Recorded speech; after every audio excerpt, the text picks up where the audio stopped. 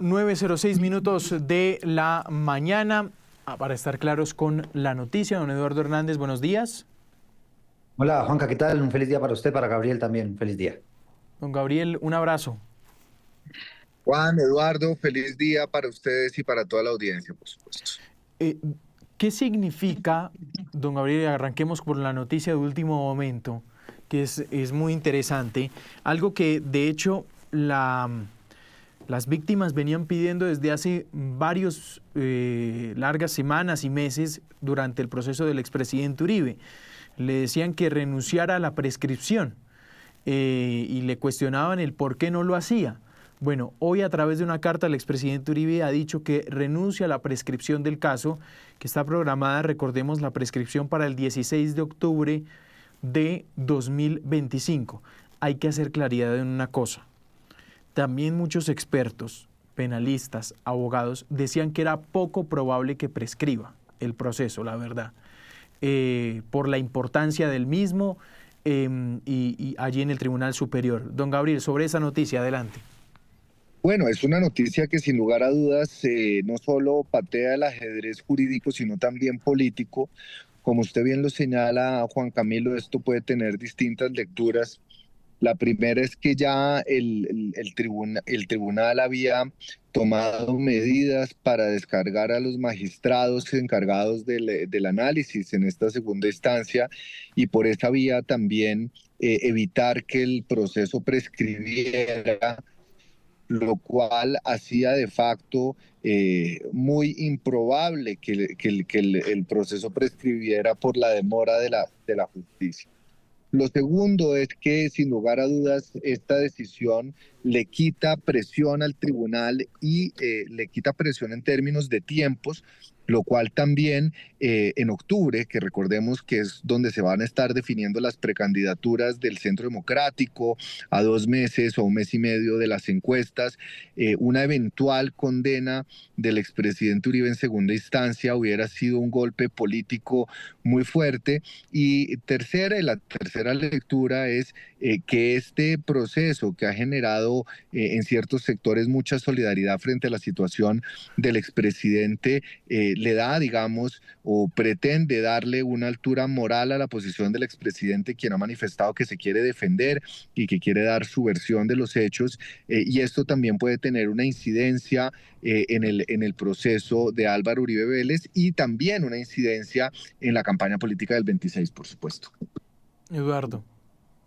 Pues yo quizá tengo esa última teoría que estaba dando Gabriel, digamos, cuando uno ve lo que ha sido el expresidente Álvaro Uribe y lo conoce y su temperamento y demás, pues se da cuenta que él no se va a quedar simplemente con esa salida de la prescripción y que quede su nombre en tela de juicio.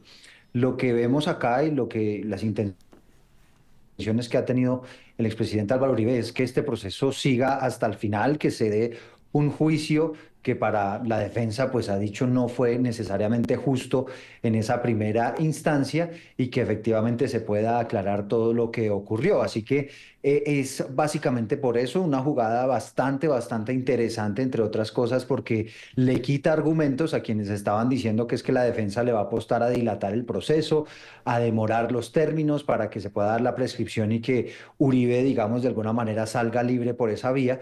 Y está diciendo el expresidente esta mañana, pues sabe que a mí eso no me interesa, a mí lo que me interesa es limpiar mi nombre, que verdaderamente se aclare qué fue lo que pasó en todo este tema de la manipulación de testigos, que recordemos, pues el expresidente Álvaro Uribe y su defensa han venido insistiendo en que es absolutamente inocente.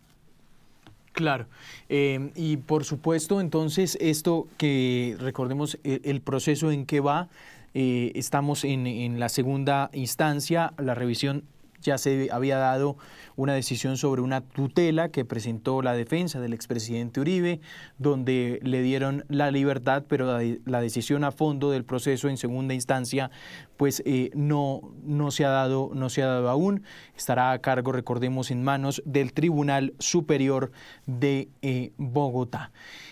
Bueno, vamos a materia política, 9:11 de la mañana.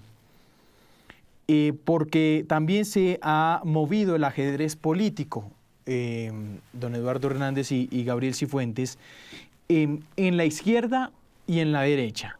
Pero Juan, En la izquierda, si me sí, permite, si me permite, Juan. lo veo, todavía está, hemos perdido la señal de don Gabriel, ya vamos por supuesto, a recuperarlo para que haga su anotación y su comentario. Entonces, don Eduardo, hablando de este tema político, Iván Cepeda lanza su precandidatura en Pasto.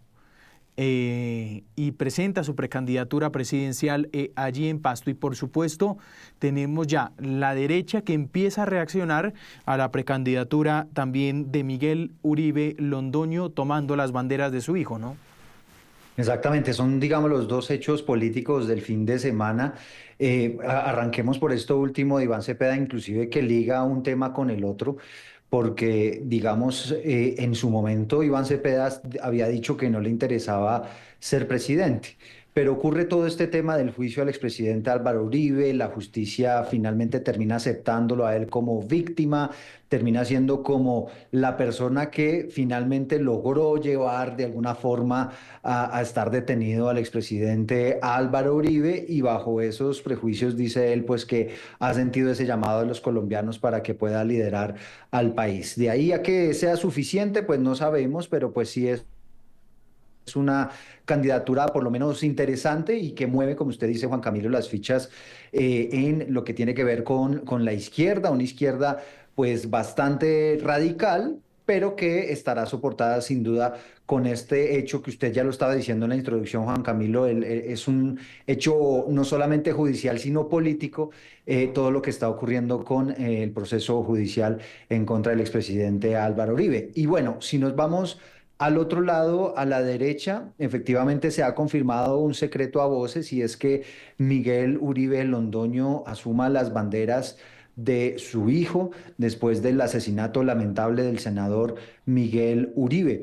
Una precandidatura que evidentemente también agita las cosas en materia política para la derecha y particularmente para el Centro Democrático. Es interesante analizar lo que ha dicho María Fernanda Cabal, y es básicamente que esa candidatura de Miguel Uribe Londoño, pues que la respeta porque evidentemente se toma en un momento donde el país y particularmente la familia todavía tiene muy vivo el dolor de lo que ocurrió con Miguel Uribe. Así que ella dice es respetuosa de todos estos procesos, y hay una decisión que es clave en todo esto y tiene que ver con la postergación de la elección de ese candidato del uribismo, que recordemos iba a ser próximamente en el mes de octubre y que se ha postergado, o sea, para el mes de enero, precisamente para tratar de decantar un poco los ánimos a partir de lo que ocurrió con el senador Miguel Uribe. Sí. Gabriel, usted me iba a notar algo del tema del expresidente Uribe. Ya Y vamos a es que hacer... Ahí ya lo no se tenemos. sabe, no se sabe si el tribunal, a pesar de la renuncia de la prescripción, va a acelerar el proceso y antes del 16 de octubre igual tome una decisión de fondo. O sea, es decir, es una jugada política muy avesada, muy hábil, pero con un marco todavía grande de incertidumbre. Así que habrá que esperar y ver, porque si el tribunal toma la decisión de fondo antes del 16 de octubre, cuando debía prescribir el caso, los efectos políticos igual se harían sentir. Claro. Y sobre el proceso político, entonces, aquí conectábamos también el tema precandidatura presidencial de Iván Cepeda. Yo quiero poner un tema sobre la mesa. Me parece que el ambiente en el pacto histórico está un poquito difícil, ¿no? Un poquito complicado. Y el detonante también se llama Daniel Quintero.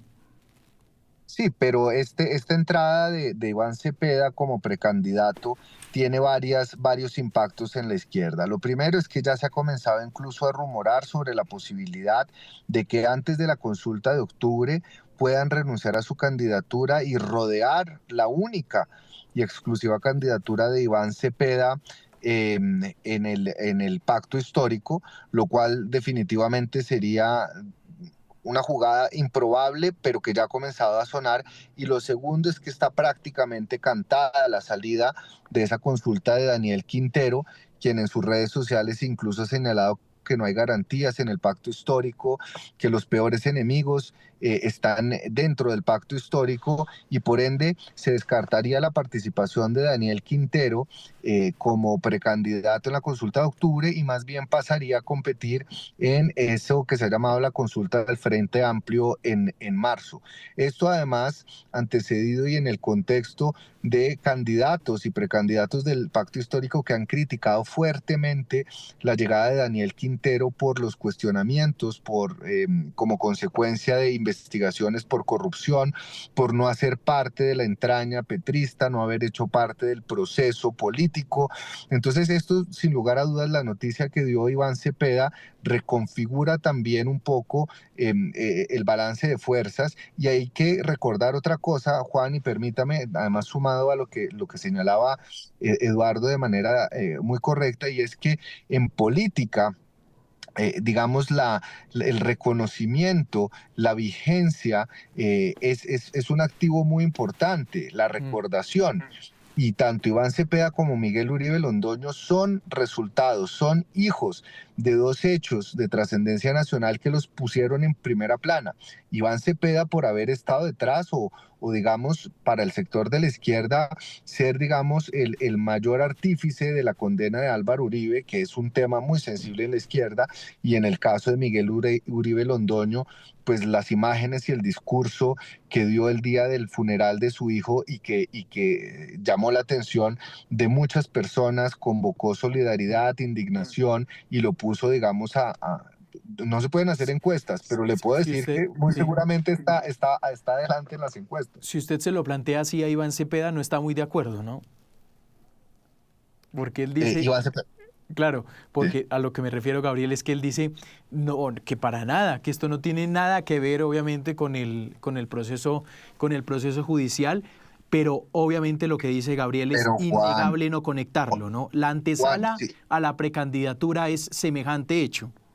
Si no hubiera habido el proceso contra Álvaro Uribe, Iván Cepeda en las últimas mediciones que se hacían estaba por debajo del 1%, el 2%. La visibilidad, la pantalla, el protagonismo y sobre todo, creo yo también, Juan Camilo, que esto tiene mucho que ver, la indignación que generó la llegada de Daniel Quintero en la base progresista, en las bases del pacto histórico, son una combinación de factores que se conjugan a favor de una precandidatura de Iván Cepeda. Ahora, falta mucho para octubre, falta mucho para las encuestas en diciembre y todo puede pasar. Es decir, así como subieron, como globos se pueden pinchar a mitad de camino. Claro. Sí. Hay un tema, Sí. Juanca, rápidamente del análisis relacionado con lo que ocurrió con Miguel Uribe, y esto, digamos, lo formulo más a modo de pregunta, ¿no? Porque perfectamente hubieran podido dejar las cosas como estaban, irse con los cuatro precandidatos, pero fíjese usted que quien estuvo de alguna manera tras bambalinas impulsando esa quinta precandidatura en el Centro Democrático fue el propio expresidente Álvaro Uribe. Pregunto esto, ¿no será que también el expresidente Álvaro Uribe está viendo en Miguel Uribe Londoño una figura en la que quizá a la hora de llegar, por ejemplo, a unas consultas interpartidistas, puede ser un poco más manejable a la hora de hacer una alianza con algunos otros sectores y demás, que por ejemplo una María Fernanda Cabal puede estar también detrás de todo eso, ¿no?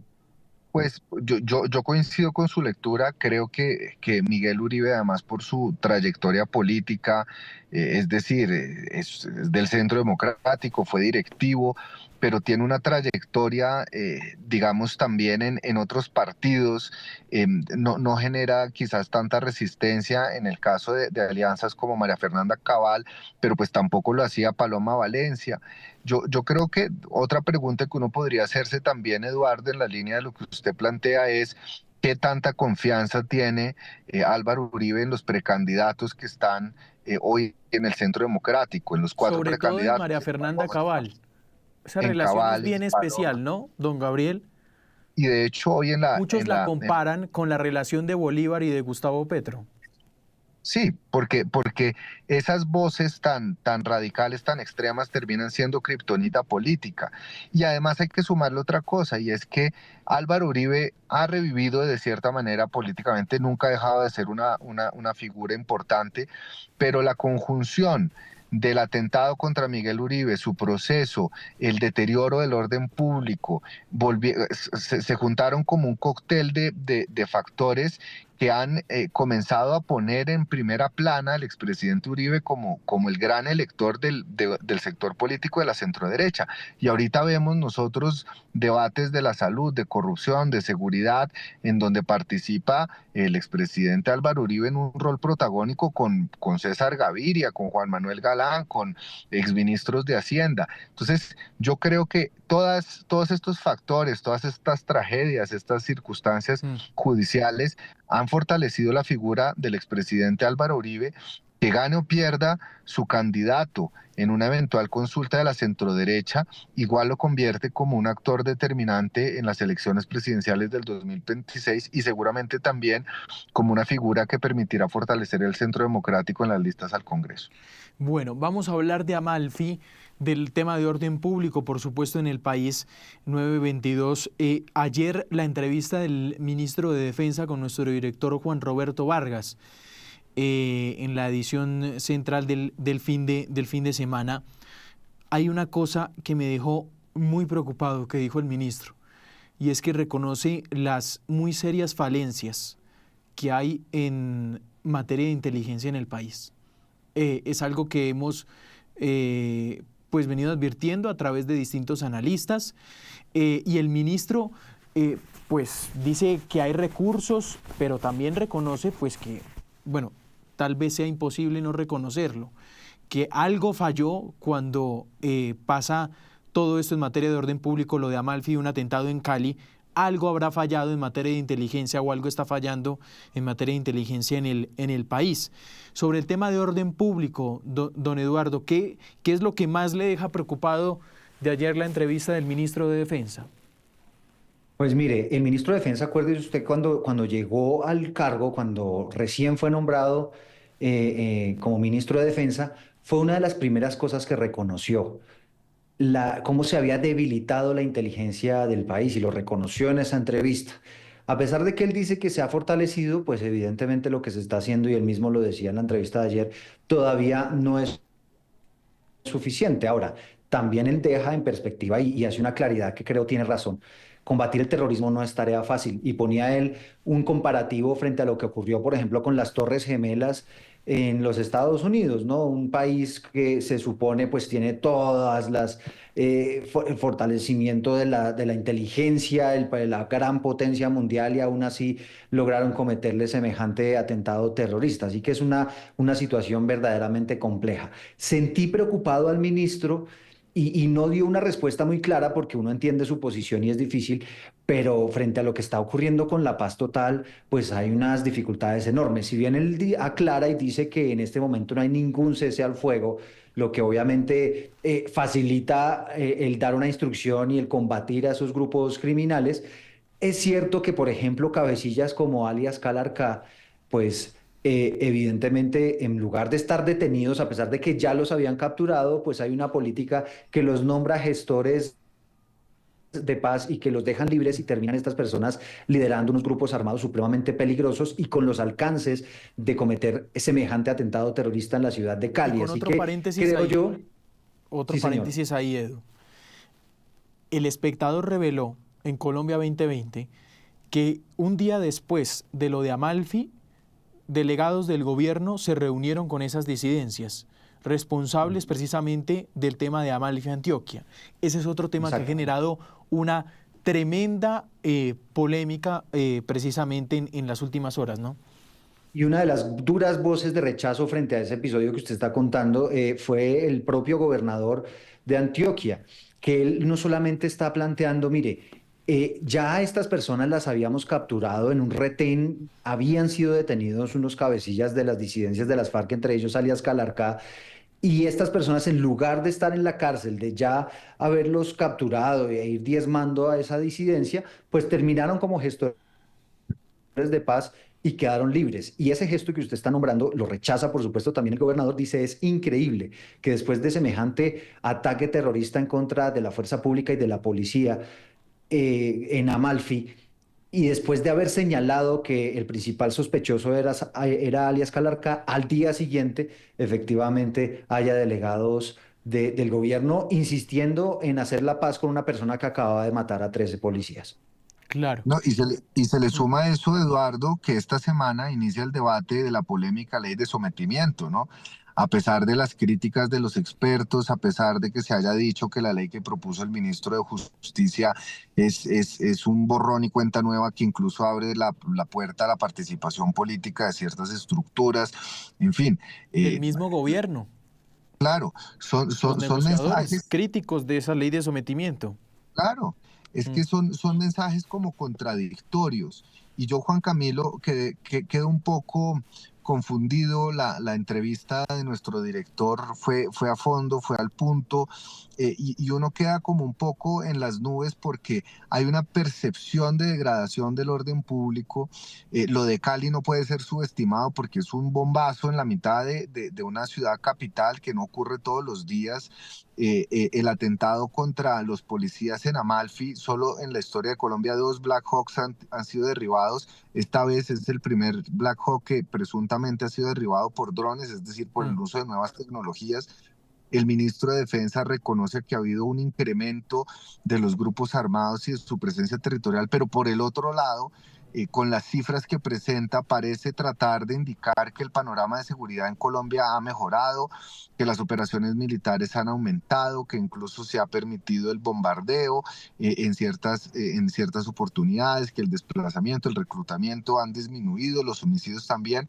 Entonces uno queda quizás un poco confundido porque si bien las cifras del gobierno indican que en términos de seguridad ha habido un mejoramiento, obviamente comparado con la década de los 90, donde Colombia estaba siendo azotada no solo por guerrillas paramilitares, sino por carteles del narcotráfico, pero por el otro lado la sensación de que ha habido un deterioro del orden público no es solo una percepción.